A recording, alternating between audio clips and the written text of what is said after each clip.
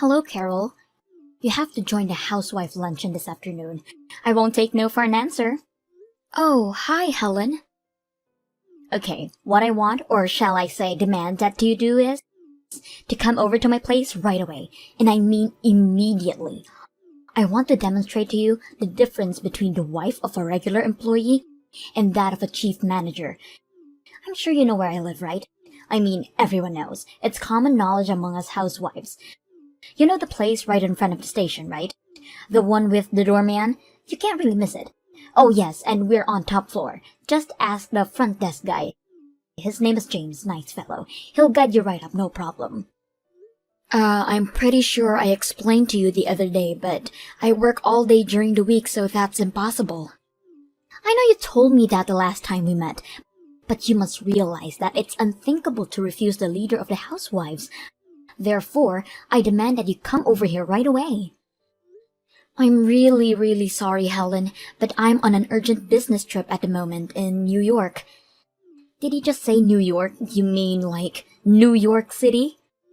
Yes, that's right, New York City, the Big Apple and what's more, but I won't be back until the day after tomorrow. Wait, pardon me?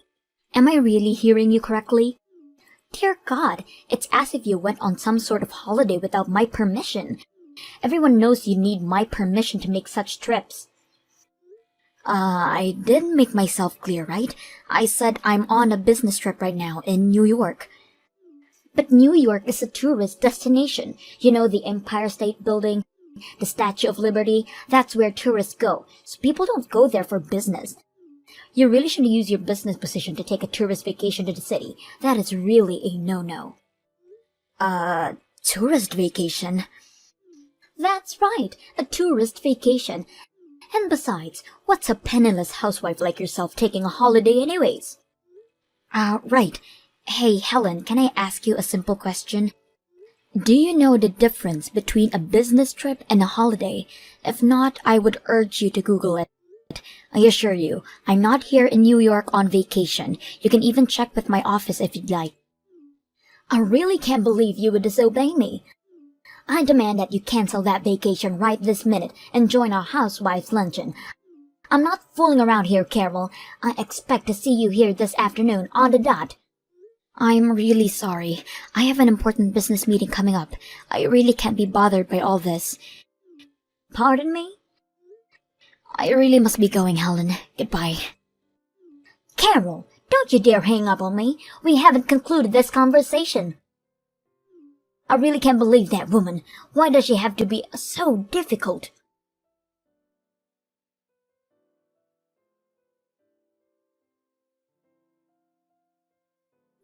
Hello, Carol. A few days ago, you said that you work during the week, so you're not able to attend the housewives' luncheon, isn't that right? So I thought what you said, and I decided to hold it on Saturday. What do you say? This Saturday? Well, I have to work in the morning, but I'm available in the afternoon. Oh, well, that's a bit of surprise. You seem quite compliant. I may be not able to attend every single luncheon, and I really don't want to keep refusing. It would not be fair to you, so I think I can make time to attend this Saturday. Well, that's so considerate of you, but you have 2 days off a week, and all you can muster is a little time off Saturday afternoon? I can understand that you have work and all, but I suppose you don't have much money and you need to work as much as you can provide for your family. Yes, well, I can definitely sympathize with your plight. Yes, well, the client I'm currently dealing with has Sunday and Monday as their days off, so that's why people dealing with this client and the project we are setting up to have meeting on our days off sometimes. I see, but not really. I'm a simple housewife, so, I don't really know about such matters. As I recall, your husband is the sales manager for D Corporation, is that right? Oh, I see you did your homework. Yes, that's right. As a matter of fact, we've been doing business with your company for a little while now. Hold on a second. My husband's company does business with yours? Is that what you're saying? Really? Now that's good to hear. Okay, if that's the case, this changes everything. For the next luncheon, I really must organize an extravagant luncheon for you then. Right. I look forward to it.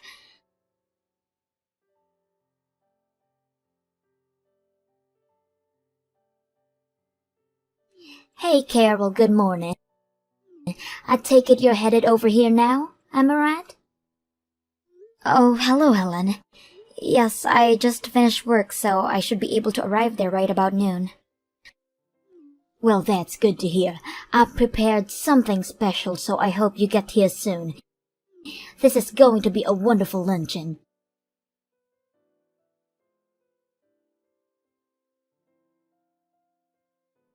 Oh my, Carol, are you seeing this? I can't believe that you suddenly left just because I accidentally spilled coffee on you. And anyhow, the coffee wasn't that hot. It's not as if you got burned or anything. Why are you so upset over a simple mistake? You're so touchy. I don't care what the temperature of the coffee was. What I'm pissed off about is you splashed that cup of coffee right in my face. That was no accident and everyone knows it. Still, it wasn't a big deal. You're overreacting way too much. Let's take a deep breath and talk like normal folks. Why don't we? I realize that you're poor and that you have no time to think about relationship or friends, but when I started talking about how my husband is a successful businessman and that he concluded a major deal with a top corporation, that's when I looked over at you. You had this huge frown on your face. You looked furious.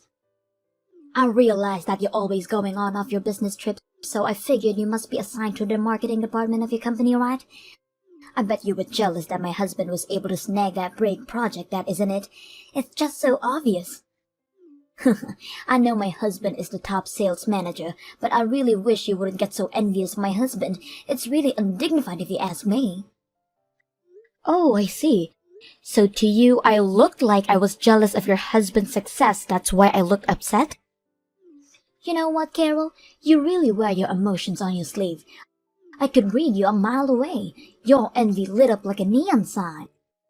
I was so overwhelmed by that jealousy that this may sound strange, but it scared me, and I instinctively threw my cup of coffee in your face. So it really was not my intention. It was that look on your face that did. Frankly speaking, I loathe people like you, Carol. Yeah, well, likewise. Just to reiterate one more time, you're saying that it was your husband that said the major project that our company concluded was all because of your husband's marketing and negotiation skills? Is that what you said? That's right. The project was concluded by the M Corporation, a multi-million-dollar corporation. Well, that is sort of strange if you ask me. Strange? How? What I'm saying is, I distinctively remember that the sales rep that always come to our office was much younger and was a woman. Excuse me? Your company? Are you saying? I doubt it. Are you an employee of M Corporation? Well, there are various problems that came up, so on Monday I wanted to discuss this matter with the person responsible for this project at our office. I really don't know what you're talking about. It all depends on the outcome of the discussion on Monday, but this entire business deal with your husband's company will probably be terminated. Wait, pardon me? Regarding this matter, like I said, we will discuss it with all involved and we will convey our conclusions directly to your husband's office. Carol, what is this about? I mean, terminate? What are you saying? Okay, I better go. Goodbye, Helen. Carol, pick up! I want you to do something about this right now.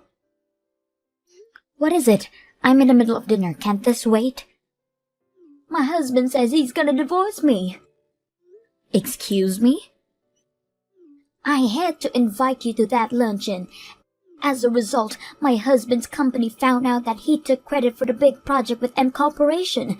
I was even reprimanded for spilling coffee on you, for God's sake. What do you want me to say? This is a problem between husband and wife. It's none of my business. Work it out between you two if that's all. It does concern you. You had to blab all about this to the company. What? Because of jealousy?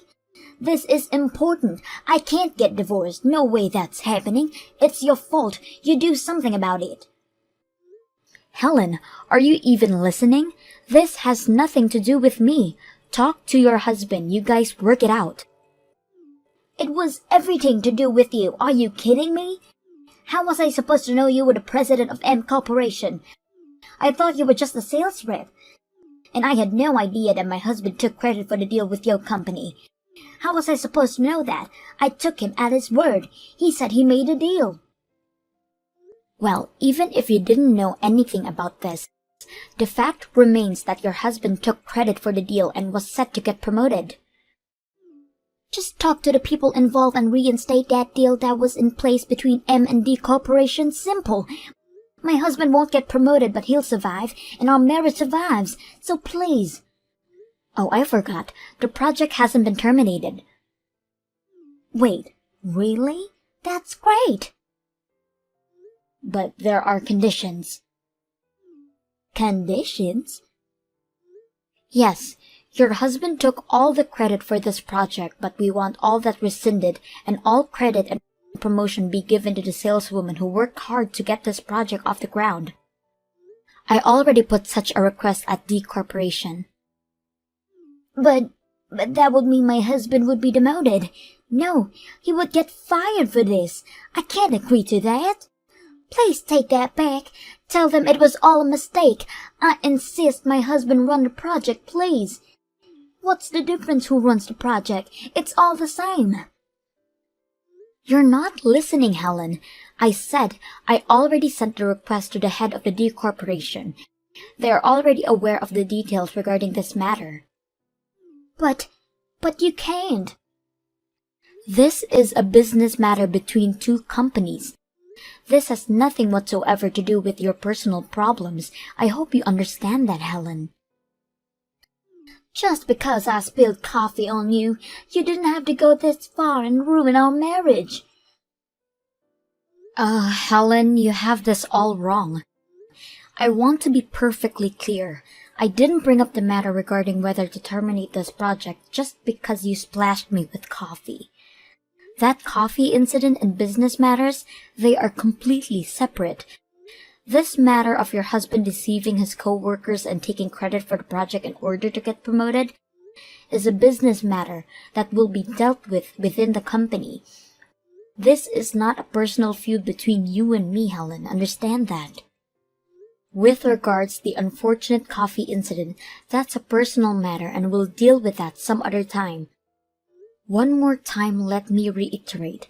Personal matters are one thing and business another. I have no intention of mixing the two. Please don't get the two mixed up.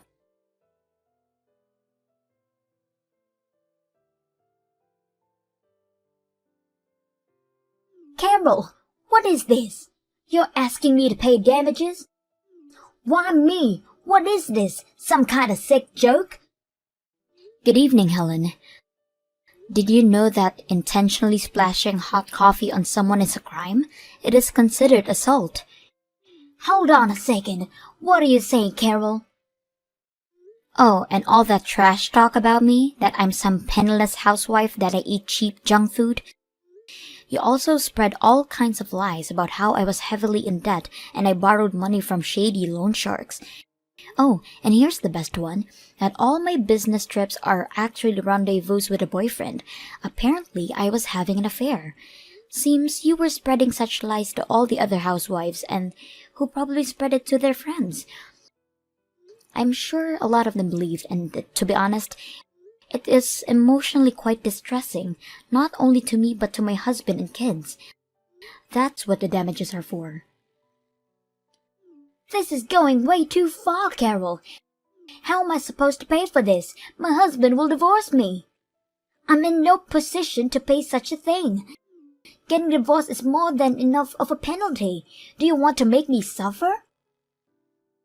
Helen, I told you I would take care of personal matters separately, right? Like I said 100 times, person matters are one thing and business another. If you don't agree to pay the compensation, my only remaining choice is to press charges. I can't believe you, Carol. You're living in that tiny apartment, but in actuality you're a company president? What the hell is this all about? If I had known, I would never have made such a silly mistake. I think you got this whole thing mixed up, Helen. If you're talking about that little apartment near my daughter's kindergarten, I bought that place to use as an office. You know, to do remote work when I didn't have time. Excuse me? Remote work? Yes, our company incorporated a system where employees could work remotely. But I didn't want to work at home, so I bought this place near my daughter's kindergarten. It was just more convenient. Our home is way over on the west side, in the Hillsdale neighborhood. Hillsdale? That expensive neighborhood near the golf course? Can we finish up here? I really have a lot to do today. Pardon me?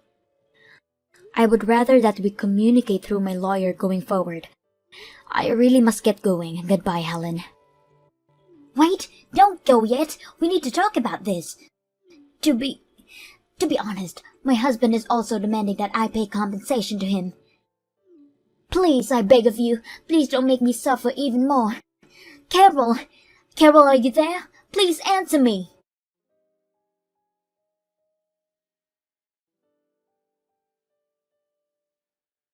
A few days later, the full amount that I demanded was deposited into my account.